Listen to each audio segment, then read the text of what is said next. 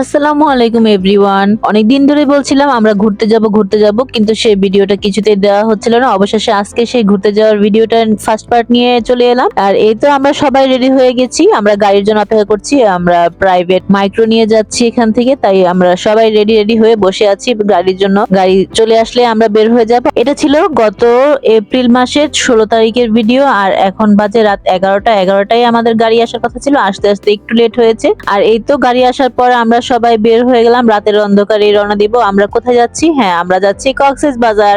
আর এই নিয়ে কক্সবাজার আমাদের তৃতীয়বারের মতো যাওয়া, আর ফ্যামিলির সাথে যাওয়ার মধ্যে তো মজাটাই অন্যরকম। আর গাড়িতে ওঠার পরেই একটু চোখ লেগে এসেছিল, আর ঘুম ভাঙতেই এসে দেখলাম আমরা অনেকটাই চলে এসেছি এখানে হাইওয়ে ইনে। আমরা একটু নামলাম, সবাই মিলে ফ্রেশ হব। আর এই তো ফ্রেশ হতে সবার তো ঘুমে চোখের অবস্থা খারাপ হয়ে গেছে। আর হলো আমরা যেহেতু জার্নি করব, আমরা বাসা থেকে কিছু খেয়েও আসিনি রাতে, কারণ জার্নি করার আগে খাওয়া দাওয়া করলে আমাদের একটু সমস্যা হয়। আর এই তো এখন আমরা এই ফ্রেশ হয়ে বাইরে চলে এলাম আবার গাড়ির কাছে। আমরা কিছু খাবার বাসা থেকেই বানিয়ে নিয়ে এসেছিলাম। এখানে আমি বার্গার বানিয়েছিলাম আর চিকেন স্যান্ডউইচ বানিয়েছিলাম। এগুলো সব ঘরেই বানানো, আর ঘরের খাবার খাওয়াটাই বেশি স্বাস্থ্যকর মনে হয় আমাদের কাছে। এই তো এখন আমরা খাওয়া দাওয়া গুলো সব বের করে নিচ্ছি, সবাই মিলে একটু খাওয়া দাওয়া করবো, কারণ প্রচন্ড ক্ষুধা লেগেছে। সেই দুপুরে খাওয়া হয়েছে, এরপরে আর কিছুই খাওয়া হয়নি। আর এখন বাজে রাত 2টার মতো। তাছাড়াও যে গরম পড়েছে, অনেকটাই ভয়ে ছিলাম খাবারগুলো না জানি নষ্ট হয়ে যায়, তাই নষ্ট হওয়ার আগে খেয়ে নিচ্ছি। আর যেহেতু ঈদের পর ছিল, রাস্তাঘাট অনেকটাই ফাঁকা ছিল, কোনো জ্যামই আমরা পাইনি আল্লাহর রহমতে। খুবই তাড়াতাড়ি চলে আসতে পেরেছিলাম। এইদিকে সবাইকে আগে খাবারগুলো দিয়ে দিচ্ছিলাম। প্রথমে আমরা বার্গারগুলো খেয়েছিলাম, তারপরে স্যান্ডউইচ খেয়েছিলাম। আর সবাই খাবারের বেশ প্রশংসা করছিল, সবাই বলছিল খাবারগুলো বেশ ভালো হয়েছে। বাইরে কেনা স্যান্ডউইচ আর বার্গার থেকে অনেকটা ভালো হয়েছে এই ঘরের বানানো বার্গার আর স্যান্ডউইচ।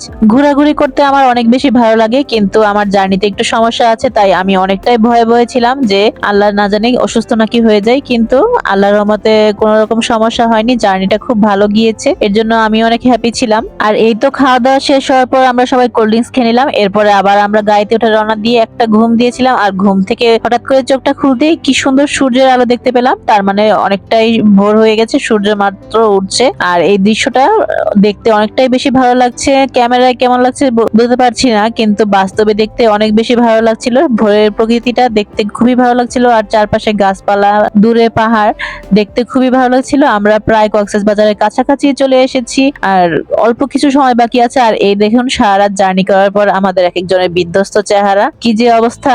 মনের ভিতরে একটা অনুভূতি কাজ করছিল কখন যে সাগরে যাব আর সাগরে পা ভিজাবো। এটা নিয়ে আমাদের 3বার সাগরে আসা, কিন্তু তারপরও সাগরের মায়াটা যেন কাটতেই চায় না। যতই সাগরে থাকি কিন্তু তাও স্বাদ মিটে না। আমরা যতবারই কক্সবাজারে আসি, অন্য কোথাও আর বেড়াতে যাওয়া হয় না, সাগরে থাকতে থাকতে আমাদের সময়টা কিভাবে যেন শেষ হয়ে যায়। অনেক বেশি সময় নিয়ে আসলে হয়তো আরো বেশি ভালো লাগে, কিন্তু আমাদের তো হাতের সময় খুব অল্প, খুবই অল্প সময়ের জন্য এসেছি। আর এই তো কথা বলতে বলতে আমরা ডলফিন মোড় হয়ে কলাতলি ব্রিজের দিকে চলে যাচ্ছি। আর যেহেতু আমরা আগে থেকে কোনো হোটেল ঠিক করে আসিনি, এখন আমরা এখানে একটু ওয়েট করব। তারপরে আমার হাজবেন্ড, আমার ভাই আর আমার বোনের হাজবেন্ড, ওরা যাবে হোটেলের খোঁজে। আর এই তো দেখতেই পাচ্ছেন সামনে সাগর, আর সাগর দেখে অনুভূতিটা আরো কত বেড়ে যাচ্ছে। কখন মনে হচ্ছে যে কখন নামবো আর কখন সাগরে পা ভিজাবো। কলাতলি বিচের ওদিক থেকে আবার গাড়ি ঘুরিয়ে এদিকে এনে লাবণী ব্রিজের এদিকে রাখা হয়েছিল। আর এদিকে আমাদের তো আর তস ছিল না, তাই আব্বু আম্মুকে গাড়িতে রেখে আমরা বের হয়ে গিয়েছিলাম একটু সাগরে পা ভিজে আসি এই সুযোগে। আর এই তো চলে এসেছিলাম সাগরে। আর যেই রোদ, এখন বাজে সকাল 8টা, কিন্তু তারপরও প্রচুর রোদের জ্বালায় তো বালুতে পাই রাখা যাচ্ছে না, পা একবারে পুড়ে যাচ্ছে এরকম অবস্থা। কিন্তু তারপরও সাগরে পা ভিজানো মাত্রই মনে হয় যে সবকিছু শীতল হয়ে গেল, এতটাই আনন্দ লাগছিল আর ভালো লাগছিল। এদিকে আমাদের মেয়েদের দেখতে পাচ্ছেন, ওরা তো খুব বেশি এনজয় করছিল মুহূর্তটা। এদিকে এখানে বেশিক্ষণ দেরি না করে আমরা আবার গাড়িতে চলে গেলাম, তার কারণ হচ্ছে আব্বু আম্মু অনেক চিন্তা করছিল। সুইমিং পুল রুম পাওয়ার পরে এদের এক্সপ্রেশন দেখেন।